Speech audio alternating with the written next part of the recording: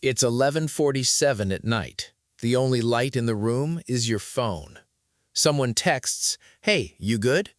Your thumbs move before your brain even gets a vote. "Yeah, all good, just tired." You didn't lie, but you didn't tell the truth either. You just answered. It happens again the next morning. Someone asks how your day's going. "Good, you?" You don't even hear yourself say it anymore. It happens at your desk when a coworker asks if you're okay and you're already smiling before you've decided to. It happens at dinner, surrounded by people who love you, laughing at the right moments, nodding at the right times, performing a version of okay so smooth that nobody in the room has any reason to look twice. You're not acting. That's the strange part. It doesn't feel like a performance from the inside. It feels like just answering the question. But then there's the other moment, the one nobody sees. Car door shuts, engine off, and something in your chest exhales that you didn't even know you'd been holding all day. Maybe it's tears at a red light for no reason you can name. Maybe it's just going numb, staring at nothing, too tired to even feel the thing you've been holding back. Either way, this is the version of you that never makes it out of the car. So where does a person learn to do this?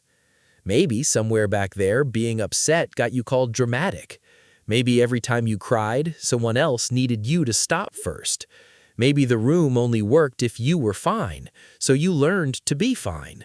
Not because it was true, but because it was easier for everyone, including you. Nobody sat you down and taught you this. You just noticed, at some point, that fine made things lighter. And once something makes life lighter, you keep doing it, even when it starts costing you something you can't quite name. Here's the part that sneaks up on you, though. Say it enough times for enough years, and fine stops being something you say to other people. It becomes what you tell yourself too. So when someone finally asks, really asks, looks you in the eye and waits, you go to answer and you realize you don't actually know what's under there anymore. Not because nothing's there, because you haven't checked in so long you lost the map.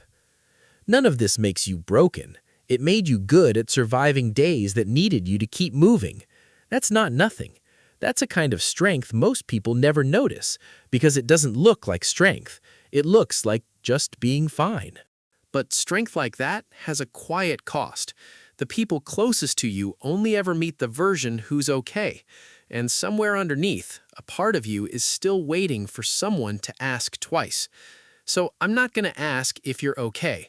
You already know how to answer that one. Instead, what's the real answer? The one you didn't say out loud today to anyone. You don't have to explain it. Just type the word. Nobody watching has to know what it means. Just you.